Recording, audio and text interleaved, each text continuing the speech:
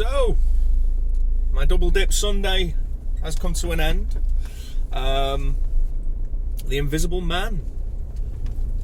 Quite an effective little chiller. I really enjoyed it. So basically, Elizabeth Moss, her of Mad Men fame, I believe. I've never watched Mad Men, but I believe she was in that. She is the girlfriend of our titular villain, the Invisible Man, Adrian, his character's name is. I'm sorry, I haven't really researched this. I don't really know a lot of the actors in the film. However, Elizabeth Moss plays Cecilia, who, as we meet at the start of the film, is in the process of leaving her boyfriend, Adrian, who is a bit of a sociopath, control freak, and domestic abuser. So all-round nice guy. He's also a genius, and is developing technology in the realm of optics, as it's explained in the film. Cecilia's had enough of being a victim and decides to up and out of the relationship, and is literally, the opening sequence of the film is her sneaking out of this very lavish, high-tech home while Adrian is asleep. And basically she gets out of the relationship, and these are mild spoilers, but it's all kind of revealed in the trailer, so if you've seen the trailer, then here we go. A couple of weeks later, it's revealed to her that Adrian has committed suicide and has left her a significant sum of money in his will. However, after she accepts the money, she starts being stalked by an invisible figure, the titular Invisible Man. Now, I initially thought, as the film, like in the first half of the film, I thought, I wish they played up a little bit more of the ambiguity, because she's obviously traumatized from what she's gone through in her relationship with Adrian. And I thought the film could have, because it was hinting at leaning into the fact that, is this all in her mind? Is she crazy? Or is she actually being stalked by her ex-boyfriend, who is now invisible? And I thought they could have lent into that a little bit more. And I was feeling a bit of disappointment that they didn't go with that, you know. But then as the film kind of progresses on, it goes in a direction that you don't, well, you kind of expect it, and there's no great kind of twists and turns and anything like that, but it takes a different path, which, for the educated film goer out there, you probably, you know, you see what's happening at the end by the time we get there, and you know what's going to happen. But that doesn't stop it from, by the end of the film, I felt satisfied. I was kind of like, yeah, okay, I'm on board with this. I'd be interested to see what they will do with the sequel. I feel like they've set up pretty well for a sequel, and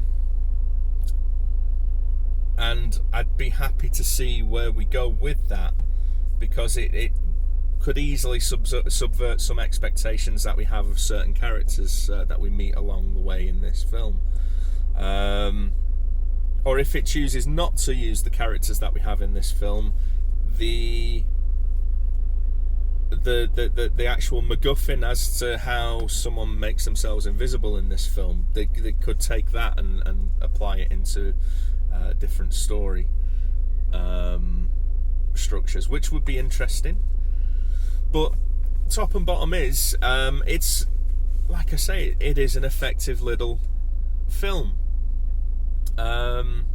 There's a sense of tension throughout most of the scenes where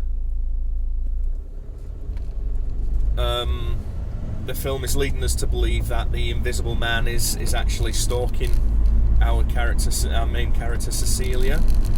I liked how the camera work is used to convey that there is an extra person in the room, even though we can't see them, and it leads you to start questioning: is he there? Is he not? He could be there. And it gives you a different kind of flavour as to how certain scenes play out, depending on whether you make the choice in your mind as to whether or not he's actually in the room in that particular scene, any scene. You know, it's kind of like, is he in there? Is he not? So you can kind of create your own narrative in a way, which is really clever, because, you know, there's certain scenes where, you know, a couple of characters will be having a conversation, and then the camera will literally leave that conversation as it's still continuing and pan across to the other side of the room and leave those characters over there completely, and just, you know, focus on a kettle or a teapot or a frying pan or whatever it is, you know, or a chair or whatever. And it's kind of like there's a sense that you could be being played with as a, you know, an audience member. The filmmakers could be just throwing a red herring and doing that for no reason whatsoever. Or, like I say, if you make the choice in your mind to actually believe that the Invisible Man is actually in this sequence and you just can't see him, but he's party, he's witness to everything that's happening, with the interactions of Cecilia and whoever else may be in the scene, it does make it a little bit, it's weird, it makes it weirdly interactive, which I kind of enjoyed. And as I say, that element of creating your own narrative, because you start, if you make the decision that he is in that scene, regardless of whether or not the filmmaker's intending to be in that scene, you fill in the blanks in your own mind. And that's what's so brilliant, because like most horror films, the genius is in what you don't see, and then you fill in the blanks with your mind. Well, if you've got an antagonist who is invisible, you know, it automatically works. You can't see him, so you start filling the blanks. What is he doing? Is he just being, you know, a creepy fucking pervert sat in a chair watching this all play out, or is he sat in the corner of a room jerking off while, you know, our heroine is, you know, asleep in the bed? What, you know, all of these kind of creepy ick factors kind of go into making this feel a little bit more creepy than what it otherwise would have been if they showed you, you know, the Invisible Man. Like Hollow Man, remember they wasted no opportunity to cover him in water or blood or liquid or smoke, so you could see Kevin Bacon's outline, and destroyed any sense of kind of tension, because they were kind of preoccupied in showing you the special effects, you know, the wizardry behind the special effects and all that kind of stuff. This doesn't rely on that. I mean, there are a few shots where it goes down that road, but by and large it's done for, you know, the right reasons. And you know, the use of CG was sparing, and I appreciated that. A lot of the time you can tell it's just, you know, the actors acting towards thin air, and it's, you know, it's good, it's effective, and yeah, I really enjoyed it. So yeah, a hearty thumbs up. So decent day of movies all around there. I kind of enjoyed the Sonic movie, and I've definitely enjoyed The Invisible Man. So yeah, this is how Universal should have treated its dark universe when he wanted to launch that a couple of years ago with Tom Cruise in that Mummy reboot that they wanted to do. They shouldn't really have gone that route. I think this is a much more interesting way of treating those iconic kind of horror characters.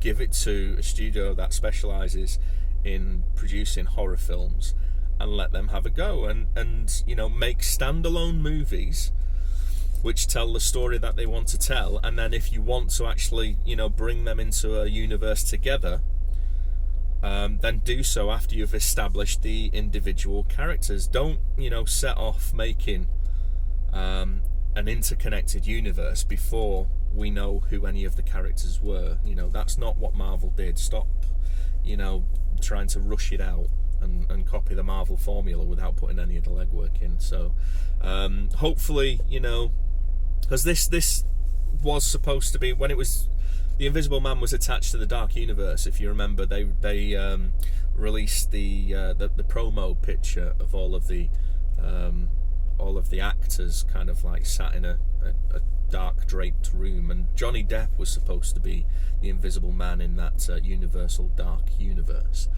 But obviously after The Mummy kind of tanked at the box office and didn't do particularly well, they've had a rethink, and I think it's a successful rethink. I really hope that this film makes money to justify what they've done creatively with it, and I would be very interested to see what they do with, like I said, the other Universal creatures, if they go down this route and make singular horror films. Off the back of this, it's a very, very good film, and yeah, let's see what they do with the others in the Universal back catalogue. So only a short one because I've got things to do and I've already, you know, done the video. But again, thanks for watching, and I will be back soon with whatever comes up next. Yeah. Take it easy, guys. Enjoy the rest of your day, evening, night, whenever it is you're watching this film. Take it easy. Bye.